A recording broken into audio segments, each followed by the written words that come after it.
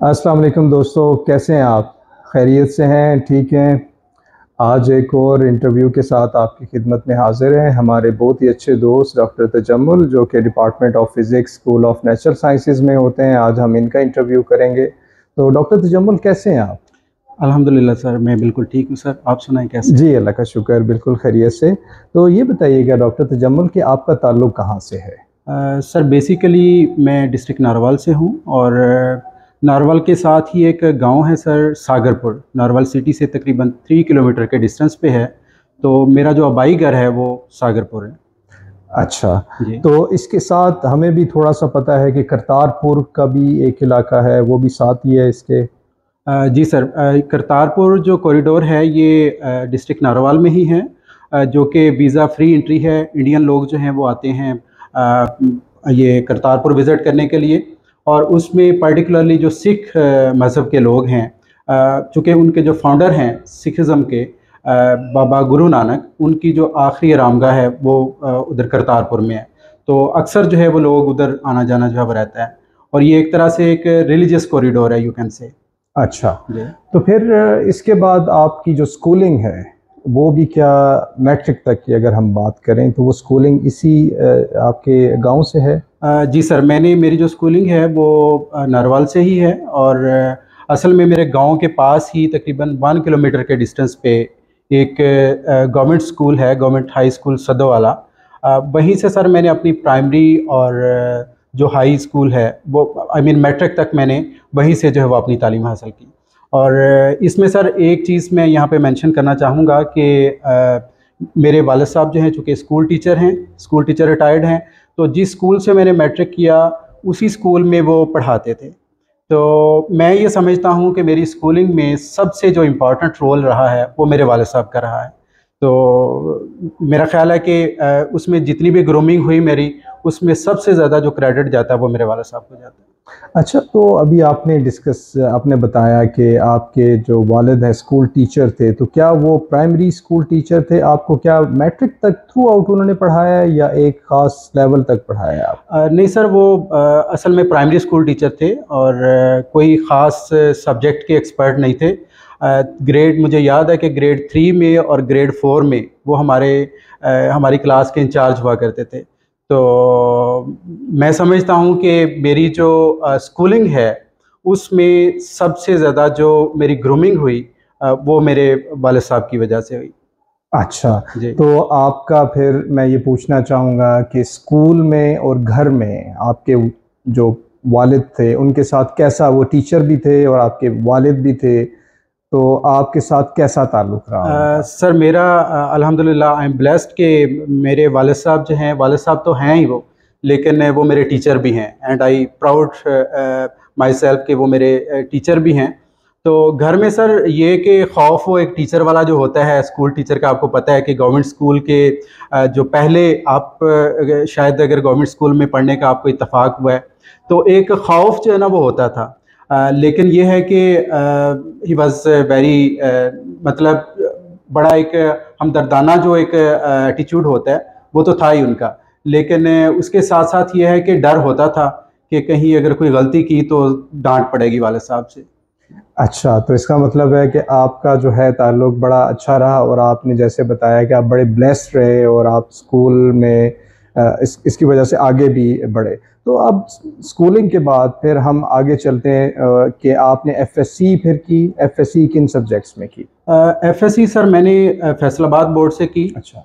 और एफएससी में मेरे जो सब्जेक्ट्स थे वो प्री इंजीनियरिंग के थे, फिज़िक्स, मैथमेटिक्स और केमिस्ट्री के साथ मैंने एफएससी की। और ये मैंने फैसलाबाद बोर्ड से की सर। अच्छा, ठीक है। तो फैसलाबाद, नारोवाल से फैसलाबाद जाने का कोई ख़ास रीज़न था?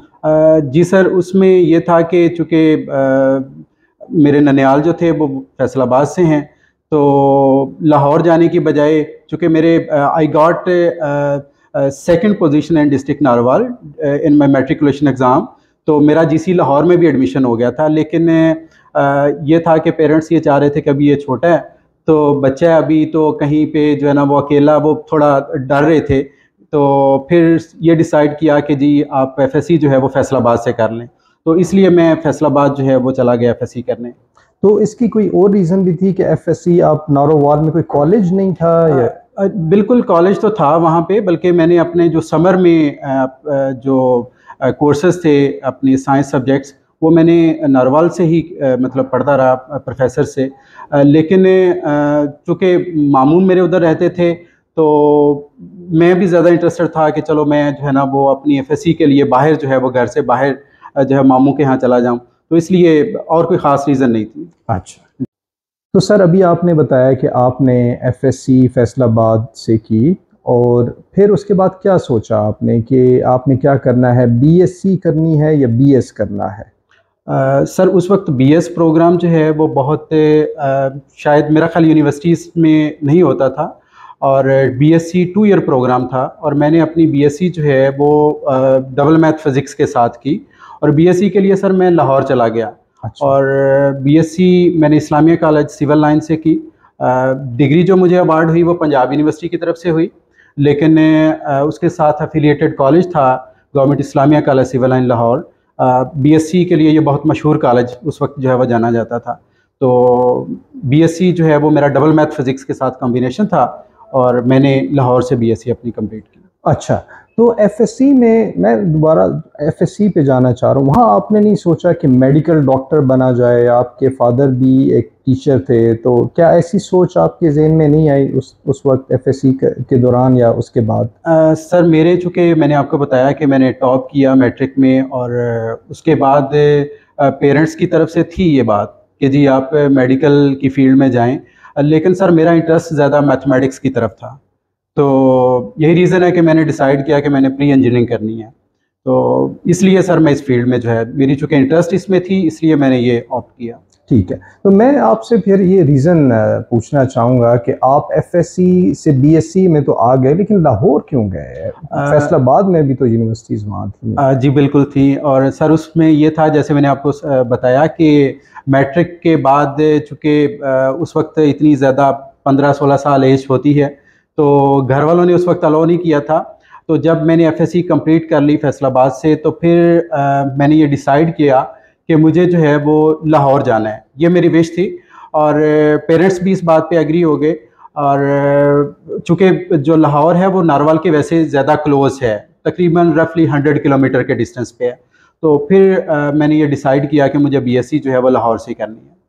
अच्छा, बीएससी फिर आपने लाहौर से कर ली। 2 ईयर उस वक्त आपने बताया कि बीएस नहीं था, 2 ईयर्स का बीएससी था। ये जो आजकल हमारे जो स्टूडेंट देख रहे होंगे हमें यूट्यूब पे, वो सोच रहे होंगे कि वो कैसा दौर था जिसमें बीएससी हुआ करती थी सिर्फ। अब तो खैर बीएस तकरीबन हर जगह पे है। तो उसके बाद फिर आप लाहौर में ही ठहरे, तो उसके बाद क्या सोचा आपने? बीएससी के बाद एमएससी की आपने फिर?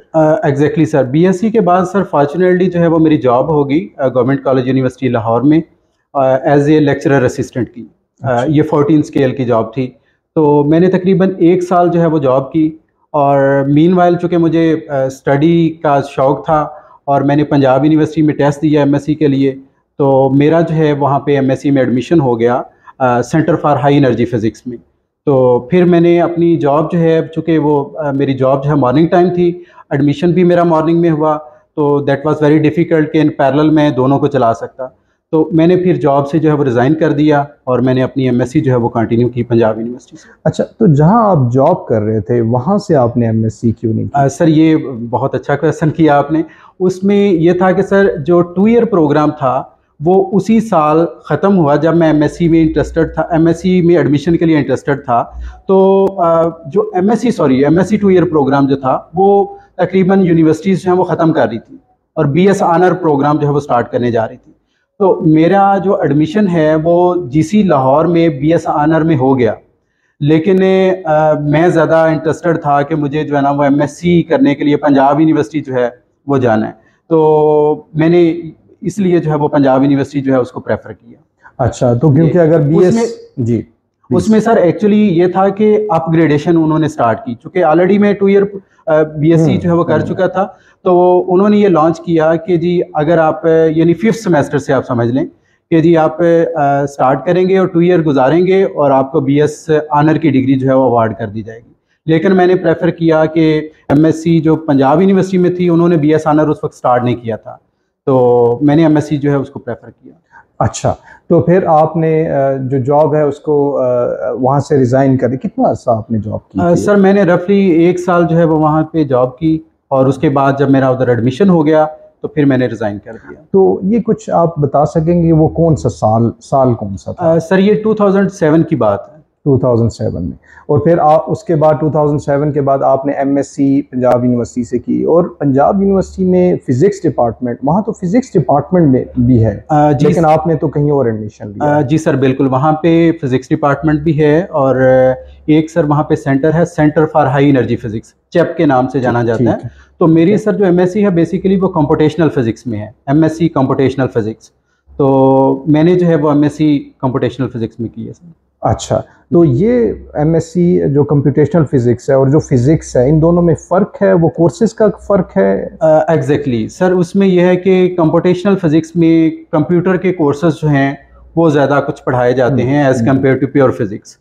तो I think it is more advance you can say, क्योंकि जो भी थ्योरेटिकल फिजिक्स है उसमें कंप्यूटर के रिलेटेड जो हैं वो आजकल की अगर रिसर्च की बात करें तो मेरा ख्याल उसमें ये इन्वॉल्व है आपकी जो कंप्यूटेशनल स्किल्स हैं, तो मैंने उसको प्रेफर किया हाई एनर्जी फिजिक्स को। ठीक है, फिर आपने एमएससी कर ली, तो एमएससी के बाद जैसे बीएससी के बाद आपने जॉब का सोचा, तो क्या एमएससी के बाद भी फिर आपने जॉब का सोचा या एमफिल किया? एमएससी के बाद सर जॉब का मैंने सच और जॉब्स मैं करता रहा हूँ, लाइक प्राइवेट जो कॉलेजेस हैं या एकेडमीज़ हैं उसमें पढ़ाता रहा हूँ। लेकिन उसके बाद मुझे जो है वो मेरा ये क्रेज़ था कि मुझे आगे एमफिल भी करना है। तो एमफिल के लिए फिर मैं जो है वो मैंने स्ट्रगल की कि मेरा एडमिशन किसी यूनिवर्सिटी में सिक्योर हो जाए। तो मैंने जो है वो जीसी यूनिवर्सिटी लाहौर जो है वो एंट्री टेस्ट उनका होता था उस वक्त, तो एंट्री टेस्ट मैंने दिया और वो मैंने उधर मेरा एडमिशन जो है वो जीसी यूनिवर्सिटी लाहौर में हो गया। और ये वही यूनिवर्सिटी है जहाँ पर आप पहले जॉब करते थे? एग्जैक्टली, जीसी यूनिवर्सिटी जहाँ पे मैंने जो है वो 1 साल जॉब की। फिर कोई खास वजह थी कि आप दोबारा उसी यूनिवर्सिटी में क्यों जाना चाहते थे? जी सर, उसमें ये था कि शायद मैंने वहाँ पे जॉब की और मेरी ज़्यादा कुछ एफिलिएशन उस अदारे के साथ हो गई हुई थी, और वैसे भी फिजिक्स डिपार्टमेंट जो जीसी यूनिवर्सिटी का है ये one of the oldest department of Pakistani universities, और उसमें यह है कि मेरा ये शौक़ था कि मैं दोबारा जो है वो जीसीयू से ही अपनी जो एमफिल की डिग्री है वो कंप्लीट करूं।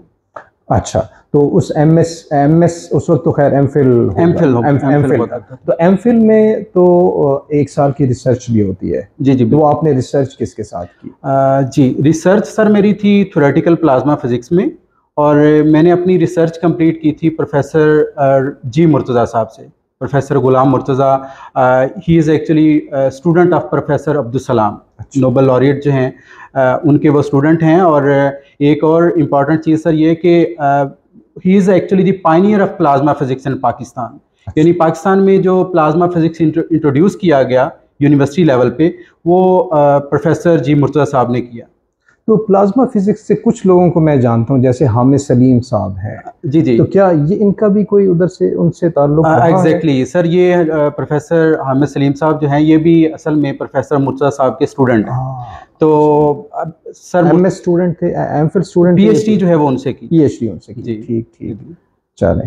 तो प्रोफेसर मुर्तज़ा साहब जो हैं सर, उन्होंने तकरीबन जो है वो 37 पीएचडी स्टूडेंट्स प्रोड्यूस किए हैं। और मुझे याद है मैंने 2019 में अपनी पीएचडी जब कंप्लीट की तो I was the 36 PhD student of professor Murtaza.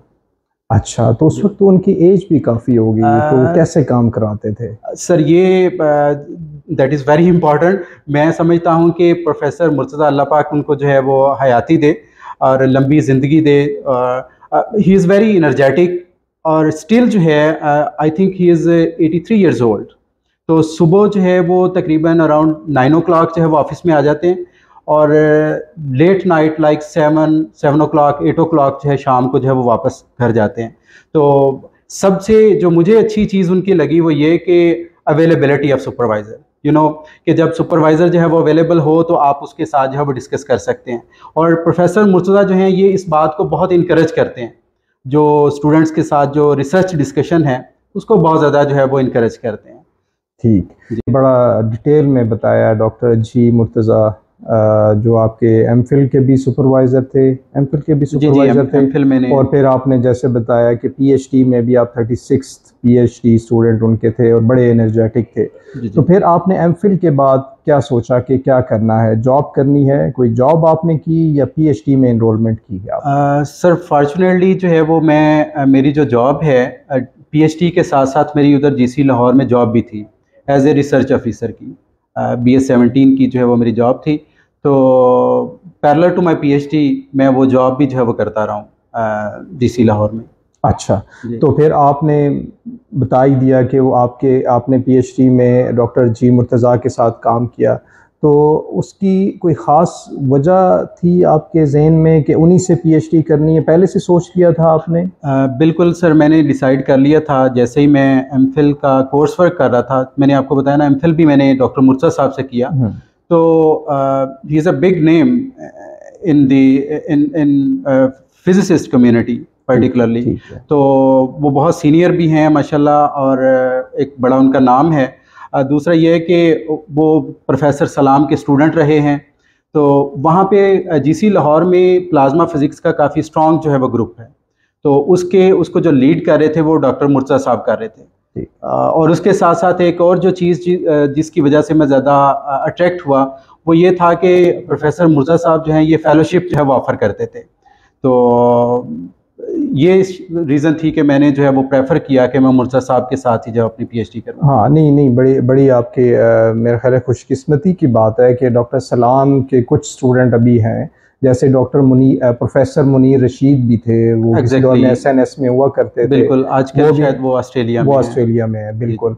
तो ये एक पूरा एक सर्कल हुआ करता था। डॉक्टर असर कादिर हो गए, डॉक्टर मुनीर रशीद हो गए, डॉक्टर जी मुर्तज़ा का आपने जिक्र किया है, और ये डॉक्टर सलीम असगर हो गए। ये पूरा एक वो था ग्रुप था उस दौर में, बड़े मशहूर ये फिजिसिस्ट भी थे और मैथमेटिशियन भी थे। तो बड़ी खुशकिस्मती की बात है कि अगर आपने उनसे जो है पीएचडी की है। तो उस दौरान रिसर्च में आप आगे तो कोर्स वर्क भी किया होगा आपने कुछ? जी बिल्कुल, और फिर आप रिसर्च में आ गए। तो रिसर्च में फिर उनका ताल्लुक उसी तरह से रहा जैसे एमफिल में आपने बताया कि वो एक्सेसिबल हैं इजीली, और पीएचडी में भी ऐसे ही एक्सेसिबल हैं। और फिर ये भी साथ बता दीजिएगा कि पेपर कितने थे आपके? जी बिल्कुल सर, जो है वो बिल्कुल अवेलेबल होते थे एमएस और एमफिल स्टूडेंट्स, एमएस स्टूडेंट्स के लिए भी, पीएचडी स्टूडेंट्स के लिए भी। जैसे मैंने आपको बताया कि उनका काफ़ी स्ट्रॉन्ग ग्रुप था वहाँ पे। तो इवन के पीएचडी वालों को सर थोड़ा सा ज़्यादा जो है वो उनके ऊपर जो है वो फोकस करते थे।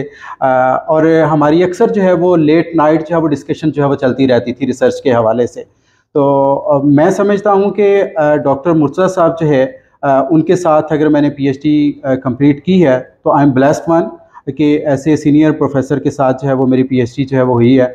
और उसके साथ साथ ये है सर कि मेरी जो पब्लिकेशंस थी ड्यूरिंग माय पीएचडी, 6 जो है वो मैंने रिसर्च पेपर्स लिखे, जिनमें 5 पेपर्स में मैं एज ए फर्स्ट ऑथर था। ठीक है। और तमाम ये पेपर्स जो हैं ये अमेरिकन जर्नल्स में मैंने पब्लिश किए अल्हम्दुलिल्लाह। और अभी जो है वो करंटली जो मेरी टोटल पब्लिकेशंस हैं वो 10 है। अच्छा, तो उस पर अभी हम बात करते हैं। तो आप फिर पीएचडी आपने कर ली, तो फिर उसके बाद आपने क्या सोचा? कहीं जॉब का ज़ाहिर सोचा होगा या कोई पोस्ट डॉक का सोचा? क्या सोचा आपने, क्या करना? सर पीएचडी के दौरान मैं बात ये भी बल्कि यहाँ पे मेंशन करना चाहूँगा कि पीएचडी के दौरान जो है वो मैंने जो है वो इरसिप स्कॉलरशिप एक होता है वो मैंने अवेल किया HEC का। और I visited university of Maryland USA। ठीक है। और वहाँ पे मैंने जो है वो प्रोफेसर पीटर यून के साथ जो है वो काम किया, and he is officially my को सुपरवाइज़र। मेरे पीएचडी के जो को सुपरवाइज़र हैं वो प्रोफेसर पीटर यून है। उसकी रीज़न ये थी कि मैंने पीएचडी में जो मेरा पीएचडी रिसर्च वर्क है उसमें जो ज़्यादा काम है मैंने उनके साथ जो है उनकी कोलैबोरेशन में किया। तो फिर मैंने सोचा कि क्यों ना मैं उनको जो है एज ए को सुपरवाइज़र जो है वो रख लूँ अगर वो विलिंग है तो खैर यूनिवर्सिटी ऑफ मैरीलैंड वाले भी विलिंग हो गए और जीसी यूनिवर्सिटी लाहौर वाले भी विलिंग हो गए। सो फिर जो है वो प्रोफेसर जो पीटर यून है basically he is officially my को सुपरवाइज़र। अच्छा, अभी आपने इनका जिक्र किया ही है, तो फिर आप जो पेपर्स आपने लिखे उनमें भी उनका को ऑथरशिप नाम है? बिल्कुल। अच्छा, सारे पेपर्स में या कुछ पेपर्स में? सर जिनके साथ जो मैंने उनके साथ काम किया ऑफ कोर्स उनमें जो है वो मेरे जो है वो को सुपरवाइज़र जो हैं उनका नाम भी था। अच्छा। प्रोफेसर पीटर यून का। अच्छा, तो फिर आपने, जैसे मैंने आपसे पूछा कि उसके बाद, अच्छा किया, थैंक यू, आपने ये जिक्र कर दिया, तो उसके बाद फिर आपने जॉब का क्या सोचा, क्या करना है? जॉब का सर फिर मैंने जैसे आपको बताया कि जो है वो पीएचडी के दौरान मेरी वहाँ पे एज ए रिसर्च ऑफिसर की जॉब थी, तो वो कंटिन्यू रही मेरी। जैसे मेरा पीएचडी का डिफेंस हुआ तो उसके बाद जो है मैं वहाँ पे एज ए रिसर्च ऑफिसर की जॉब करता रहा हूँ जीसी लाहौर में। अच्छा जी। तो कितना अर्सा आपने जॉब की? सर मैं जॉब उस वक्त तक करता रहा हूँ जब तक मेरी यहाँ नस्ल में जॉब नहीं हो गई। तो यहाँ कब जॉब हुई? यहाँ पे सर मेरी 2021 में जो है वो मेरी 10 फेब 2021 में मैंने नस्ल को ज्वाइन किया। अच्छा, तो आपने कहीं और भी अप्लाई किया था जब आप नस्ल में अप्लाई कर रहे थे? जाहिर बात है जॉब हंटिंग आपने की होगी या कोई सोचा होगा, पोस्ट डॉक का भी सोचा होगा, तो क्या मुख्तलिफ जगह पे अप्लाई किया था या सिर्फ नस्ल में अप्लाई किया? सर मैं लकीली जो है वो जो मैंने पहला जो जॉब अप्लाई की वो नस्ल में की और यहाँ पे मेरी जॉब हो गई। अच्छा। अल्हम्दुलिल्लाह। और दूसरा ये था कि पीएचडी के बाद मैंने पोस्ट डॉक के लिए भी जो है वो अप्लाई किया। ऑफ कोर्स जो है वो जैसे आपने कहा जॉब हंटिंग के लिए जो है वो ऑफ कोर्स आपको जो है वो करनी पड़ती है स्ट्रगल। तो मेरी जो है पोस्ट डॉक चाइना में हो गई थी, लेकिन ड्यू टू कोविड मैं नहीं जा सका। अच्छा, तो फिर यहाँ पर जब आप आ गए तो आप असिस्टेंट प्रोफेसर के तौर पे यहाँ पर आए। yes. तो अभी जो है आप बताएंगे कि आपके एमएस स्टूडेंट हैं या अंडर सुपरविजन है या पीएचडी स्टूडेंट कोई हैं आपके? सर करंटली मेरे साथ 2 जो है वो एमएस स्टूडेंट्स हैं, वो रिसर्च कर रहे हैं और पीएचडी स्टूडेंट अभी नहीं है मेरे साथ। ठीक है, तो यहाँ पर अभी तक कैसा एक्सपीरियंस है आपका? अल्हम्दुलिल्लाह। अच्छा, वंडरफुल। ठीक है, और अभी तक आपकी टोटल पब्लिकेशंस कितनी हो? सर टोटल पब्लिकेशंस मेरी अभी 10 है सर। 10 पब्लिकेशंस है। ठीक है, अभी रिसेंटली आपने ज्वाइन किया है तो आप इस डायरेक्शन में काम कर रहे हैं, तो thank you very much doctor Tajammul time देने का।